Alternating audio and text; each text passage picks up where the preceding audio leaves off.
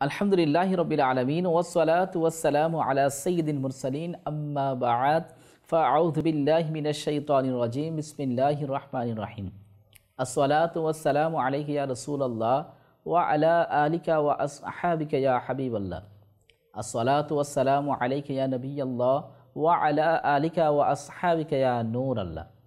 প্রিয় ইসলামী ভাইয়েরা ও মাদানী চ্যানেলের দর্শক শ্রোতা, মাদানী চ্যানেল বাংলার ধারাবাহিক অনুষ্ঠান মহান চরিত্র নিয়ে আবার আপনাদের সামনে উপস্থিত হয়েছি। এই মুহূর্তে যে যেখানে বসে আমাদের অনুষ্ঠান দেখছেন, আপনাদের সকলকে জানাচ্ছি আন্তরিক মোবারকবাদ ও অভিনন্দন। প্রিয় ইসলামী ভাইয়েরা ও মাদানী চ্যানেলের দর্শক শ্রোতা, আমরা প্রত্যেকবার এক একটি নতুন বিষয় নিয়ে আমরা আলোচনা করে থাকি, আর আমাদের আজকের বিষয় হচ্ছে প্রিয় নবীর দান। হ্যাঁ ইসলামী ভাইয়েরা, প্রিয় নবী কেমন দান করেছেন, কেমন দিয়েছেন, আজকে আমরা সেই সম্পর্কে শ্রবণ করব ইনশাআল্লাহ আজ। আসুন, আলোচনা শ্রবণ করার পূর্বে আমরা প্রথমে দরুদ শরীফের ফজিলত সম্পর্কে আমরা শুনে নিই। দরুদ শরীফের অগণিত ফজিলত রয়েছে। নবী করিম রউফুর রহিম সাল্লাল্লাহু আলাইহি ওয়াসাল্লাম ইরশাদ করেন, যে ব্যক্তি আমার উপর দরুদ শরীফ পাঠ করা ভুলে গেল, সে জান্নাতের রাস্তা ভুলে গেল। মাশাআল্লাহ।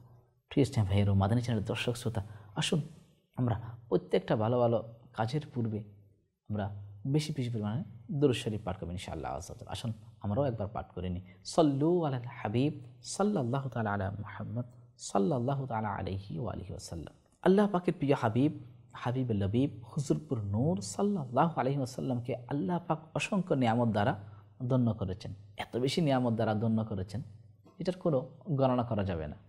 আর আল্লাহ পাক পবিত্র কুরআনুল কারীম ফুরকানুল হামিদের ৩০তম পারা সূরা কাউসারের মধ্যে ইরশাদ করেছেন, ইন্না আ'তাইনাকাল কাউসার, যে হাবিব আমি আপনাকে কাউসার দান করেছি। আল্লাহু আকবার। তাফসীরে সিরাতুল জিনানের মধ্যে বর্ণিত রয়েছে যে, হে মাহবুব, যখন আল্লাহ পাক আপনাকে এমন নিয়ামত দ্বারা ধন্য করেছেন, তখন আপনাকে ওই নিয়ামতগুলো দেওয়ার জন্য আবার কত সুন্দর একটা সিস্টেমও দেখিয়ে দিয়েছেন। অর্থাৎ আল্লাহ পাক প্রিয় নবীকে নিয়ামত দান করেছেন এবং ওই নিয়ামতগুলো বন্টন করার জন্য শিক্ষা দিচ্ছেন। এবং পবিত্র কুরআনুল কারীম ফুরকানুল হামিদের মধ্যে ৩০তম পারা সূরা দুহার মধ্যে ইরশাদ করেছেন, ওয়া আম্মাস সাইলা ফালা তানহার, যে হাবিব, আপনি কোনো ভিক্ষুককে ধমক দিবেন না। কোনো দরিদ্র যদি কেউ আসে, তাকে ধমক দিবেন না, তাকে তাড়িয়ে দিবেন না। এই আয়াতের ব্যাখ্যায় এভাবেও বর্ণিত রয়েছে, যখন কোনো ফকির মিসকিন যখন আপনার দরবারে যখন আসবে, যখন সে হাত পাতবে, তাকে দান করবেন। আর যদি না থাকে, তাহলে এই অপারগতাটা খুব সুন্দরভাবে তাকে বুঝিয়ে দিবেন এবং তার সাথে সুন্দর আচরণ করবেন। আল্লাহু আকবার। প্রিয় ইসলামী ভাইয়ের ও মাদানী চ্যানেলের দর্শক শ্রোতা, তাহলে এখান থেকে বোঝা যায় যে মানুষকে দান করা, যে কোনো কিছু যা চেয়েছেন প্রিয় নবী তাদেরকে তাই দান করেছেন। যে যা চেয়েছেন, সঙ্গে থাকুন এবং শুনতে থাকুন কেমন দান করেছেন প্রিয় নবী হুজুরপুর নূর সাল্লাল্লাহু আলাইহি ওয়াসাল্লাম।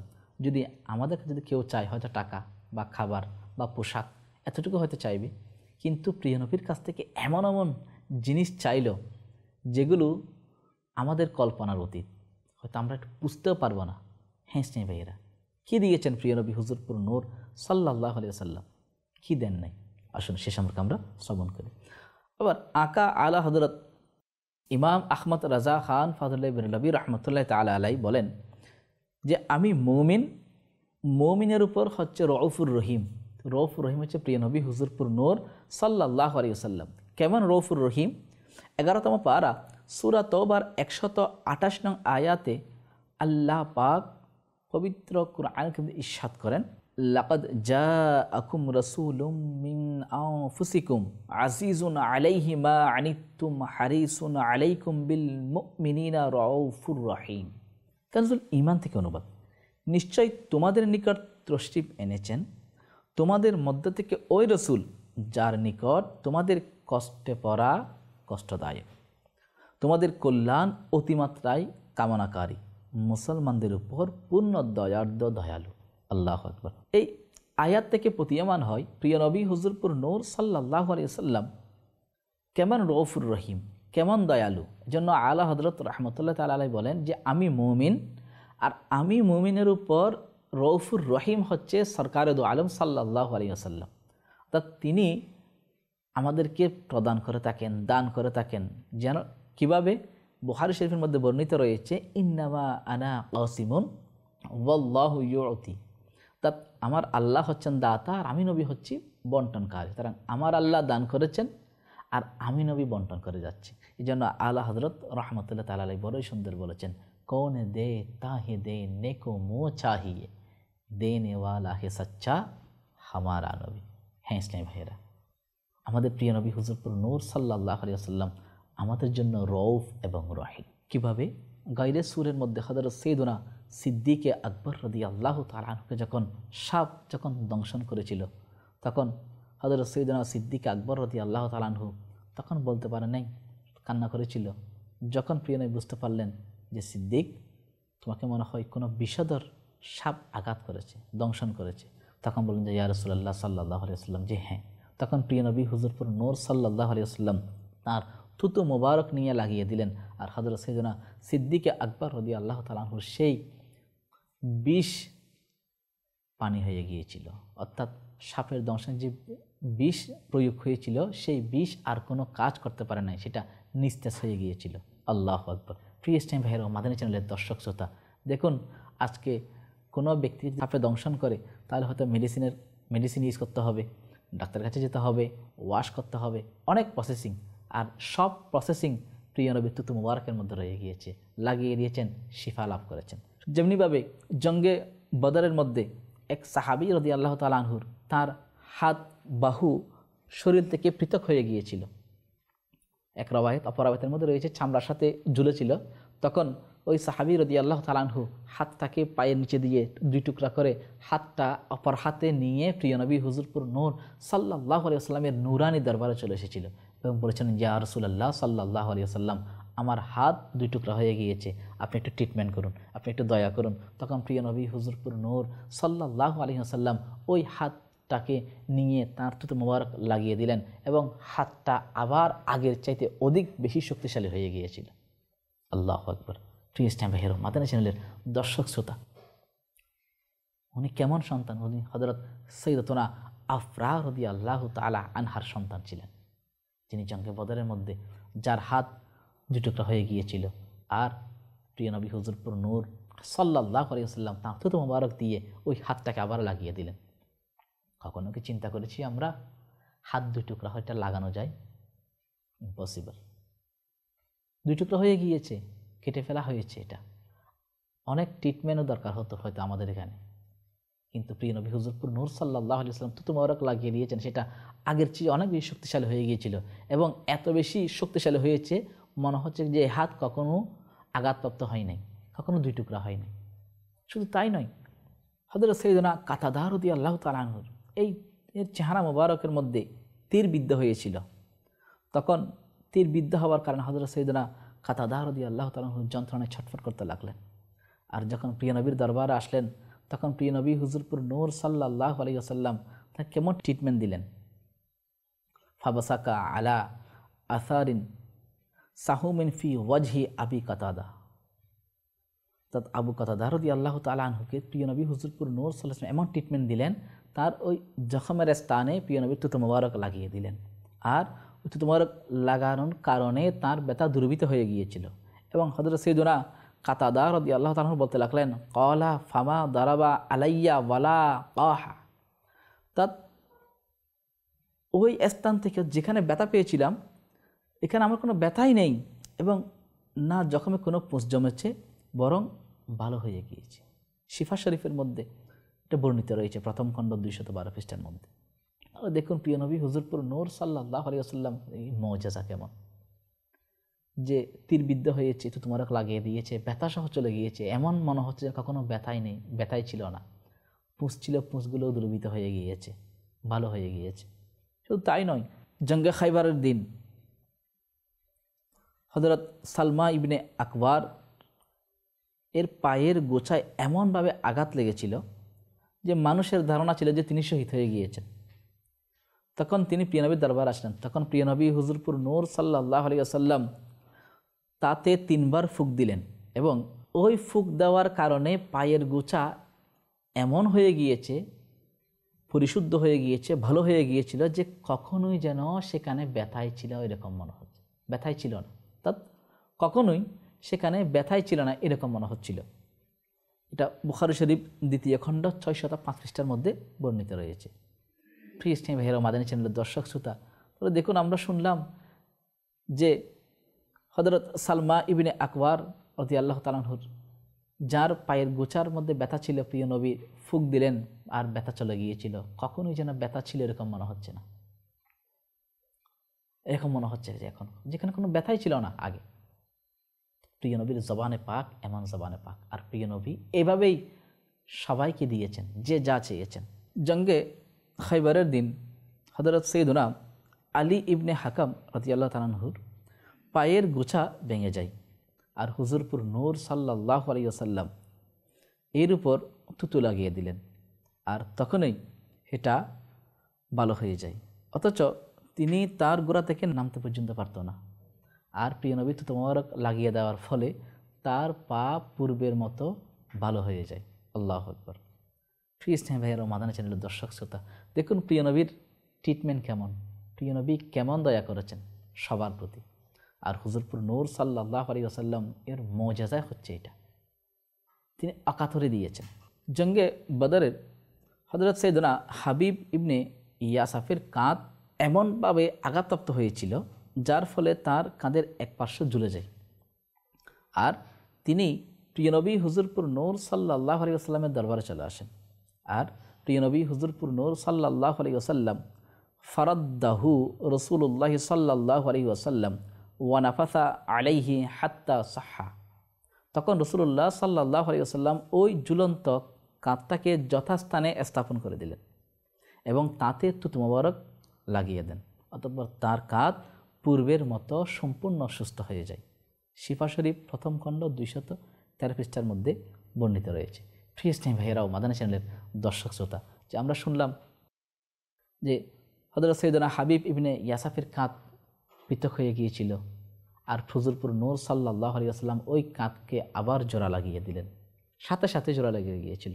যদি আমরা দেখি আমাদের সমাজের মধ্যে কারো হাত বা হাড় যদি ভেঙে যায়, এটা অনেক দিন পর্যন্ত তাকে কাতরাতে হয় এবং ব্যান্ডেজ করতে হয়, মাসের পর মাস তাকে মেডিকেলের মধ্যে কাতরাতে হয়। কিন্তু আর হুজুরপুর নূর সাল্লাল্লাহু আলাইহি ওয়াসাল্লামের মুজিজায় এমন থুতু মোবারক লাগিয়ে দিলেন, আর ওই থুতু মোবারকের বরকত এমনই যে সেটা সাথে সাথেই কাজ করেছে এবং 2 টুকরা কর্তিত হওয়া অংশ আবার জোড়া লেগে গিয়েছিল এবং এমন শক্তিশালী হয়ে গিয়েছিল, এমন সুস্থ হয়ে গিয়েছিল যেন কখনো সেখানে ব্যথা পায় নাই এবং ওই হাত দ্বারা তিনি কাজ করতে পারতেন। অপর আয়াতের মধ্যে এটাও বর্ণিত রয়েছে, একবার মৌলা শের হুদা আলী রাদিয়াল্লাহু তাআলা আনহুর চোখের মধ্যে ব্যথা হচ্ছিল। তখন হুজুরপুর নূর সাল্লাল্লাহু আলাইহি ওয়াসাল্লাম মৌলা শের হুদা আলী কাররামাল্লাহু তাআলা ওয়াজহুল করিমের ওই চক্ষুদ্বয়ের মধ্যে তুতু নিক্ষেপ করলেন এবং দোয়া করলেন। অতঃপর তার চোখ সাথে সাথেই ভালো হয়ে যায় এবং তিনি তাড়াতাড়ি সুস্থ হয়ে যান। অপর আয়াতের মধ্যে এটাও রয়েছে যে ইমামুল মুসলিমিন হযরত সাইয়েদনা ইমাম আজম আবু হানিফা রাহমাতুল্লাহ তাআলা আলাইহি বলেন যে জঙ্গে খাইবারের যখন মৌলা শের হুদা আলী কাররামাল্লাহু তাআলা ওয়াজহুল করিমের চক্ষু ব্যথা হয়, তখন হুজুরপুর নূর সাল্লাল্লাহু আলাইহি ওয়াসাল্লাম তাঁর থুতু মুবারক লাগিয়ে দেন এবং ফলে তিনি সুস্থতা লাভ করেন। অপর রাওয়ায়াতের মধ্যে এটাও রয়েছে যে হযরত রিফাই রাদিয়াল্লাহু তাআলা আনহু থেকে বর্ণিত, তিনি বলেন যে জঙ্গে বদরের দিন আমার চোখে তীরের আঘাত লেগেছিল, যার ফলে তা বিদীর্ণ হয়ে যায়, আর হুজুরপুর নূর সাল্লাল্লাহু আলাইহি ওয়াসাল্লাম তাতে থুতু মোবারক লাগিয়ে দেন এবং দোয়া করলেন। অতঃপর তীরাঘাতের সামান্যতম কষ্ট আমার তাকে নেই এবং আমার চোখ সম্পূর্ণ সুস্থ হয়ে যায়। আল্লাহু আকবার। প্রিয় ইসলামী ভাইয়েরা ও মাদানী চ্যানেলের দর্শক শ্রোতা, দেখুন প্রিয় নবী হুজুরপুর নূর সাল্লাল্লাহু আলাইহি ওয়াসাল্লামের শান কেমন, কেমন চরিত্রের অধিকারী, যে যার চোখ বের হয়ে গিয়েছে আবার চোখ লাগিয়ে দিয়েছে, হাত 2 টুকরা হয়ে গিয়েছে লাগিয়ে দিয়েছে, পায়ের গোছা ভেঙে গিয়েছে জোড়া লাগিয়ে দিয়েছে, চোখে ব্যথা ছিল ব্যথা দূরীভূত করে দিয়েছেন।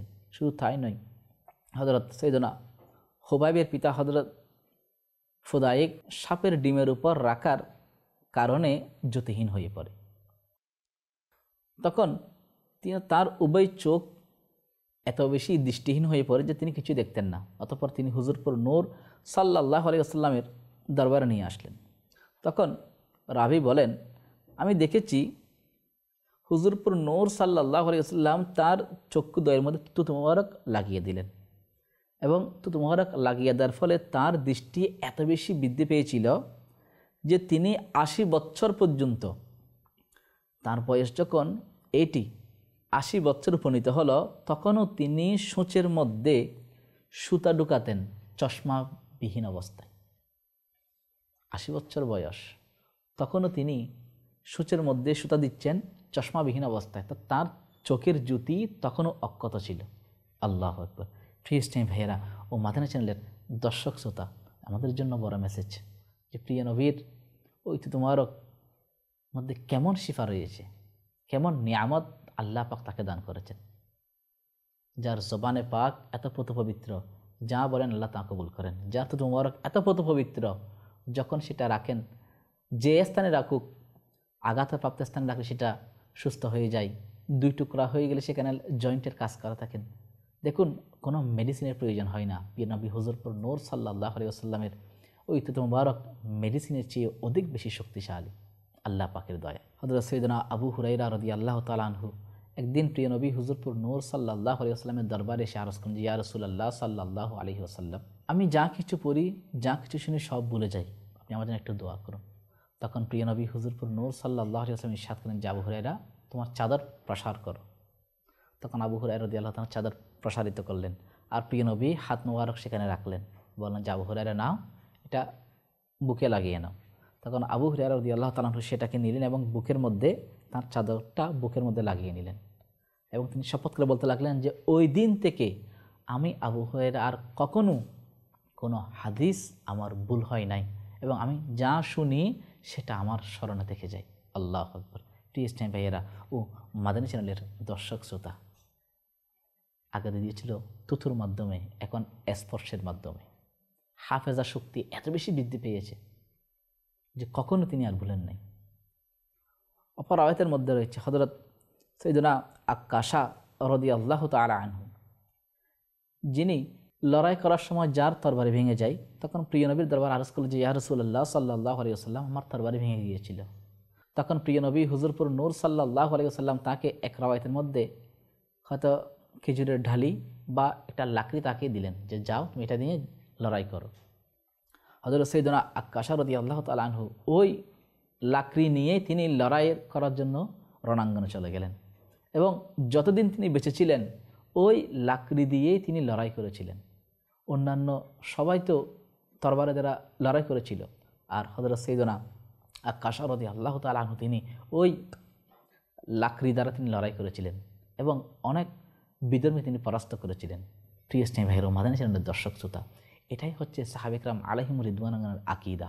তারা প্রিয় নবীর দরবারে চেয়েছেন আর প্রিয় নবী হুজুরপুর নূর সাল্লাল্লাহু আলাইহি ওয়াসাল্লাম যেই লাকড়ি দিয়েছেন সেটা তরবারের মতো কাজ করে যাচ্ছিল।